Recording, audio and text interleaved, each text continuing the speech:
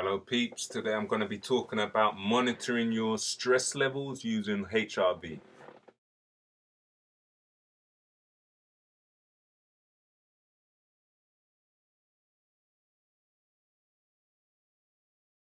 So HRV, or heart rate variability, what it stands for is the analysis of the stress on your autonomic nervous system.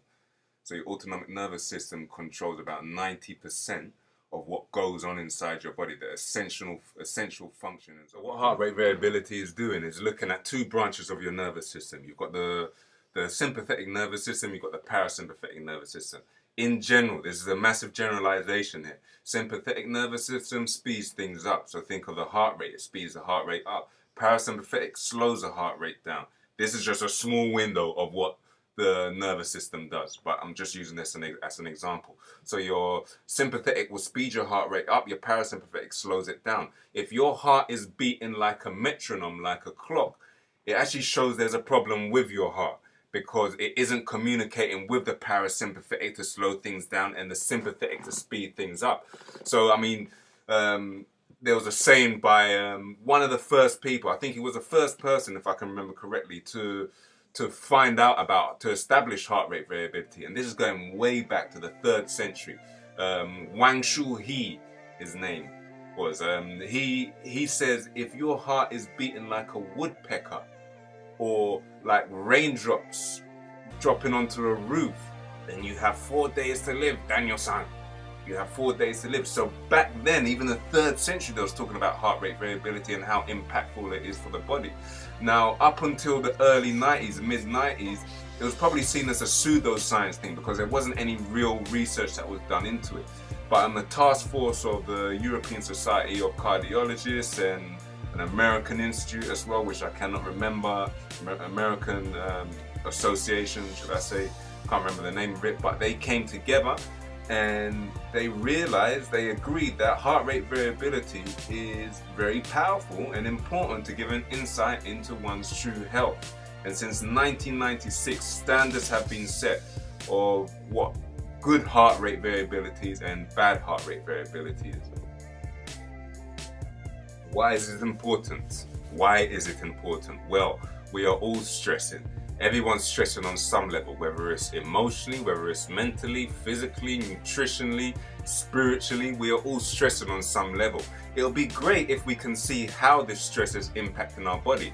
And that's what HRV is doing. Because it's looking at the CEO of our body, the brain, the autonomic nervous system. It's looking at something that governs 90% of the functioning of our body. If you can gain insight into how your nervous system is behaving, then you can potentially foresee things happening before symptoms occur. If you go to the doctor for 10 days, every day you go for those 10 days, the doctor says there's no cancer, but on day 11 when you go for another test, the cancer is there. Now, it doesn't mean the cancer just appeared from thin air. It didn't appear from thin air. It was there on an energetic level before, and your nervous system would have been responding to that. And that's what heart rate variability does. It gives us insight into how the nervous system is behaving. This is a 5-minute test where you just connect electrodes to your both wrists, to your ankles as well. You just sit there, relax for 5 minutes. There's no communication, there's no moving or fidgeting. Within those 5 minutes, you'll get a reading of how healthy or unhealthy your body is, or how your body is reacting to some type of treatment you're having.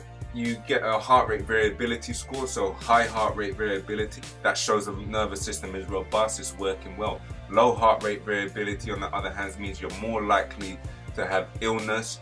If you're on a treatment program, it may not be that beneficial for you.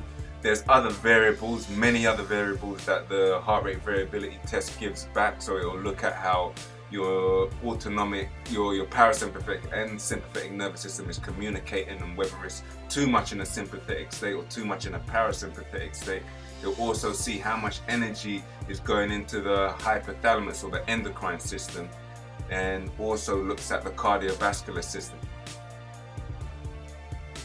Really, heart rate variability is for anyone, but it's definitely for someone or anyone that is having some type of treatment. I can go and take hypertension, high blood pressure tablets. It doesn't mean I don't have high blood pressure anymore. If I stop taking that, those symptoms will still be there, you know. So it's good to see what these drugs are doing to the body, other than just bringing the blood pressure down. At what cost is the drugs having on our body, you know? So it's good for anyone that is taking medication or on some type of treatment plan for any illness or disease. It's good for sports people. You can see how fatigued your body is, and you don't need to be a pro athlete. You could be an amateur, semi-pro athlete.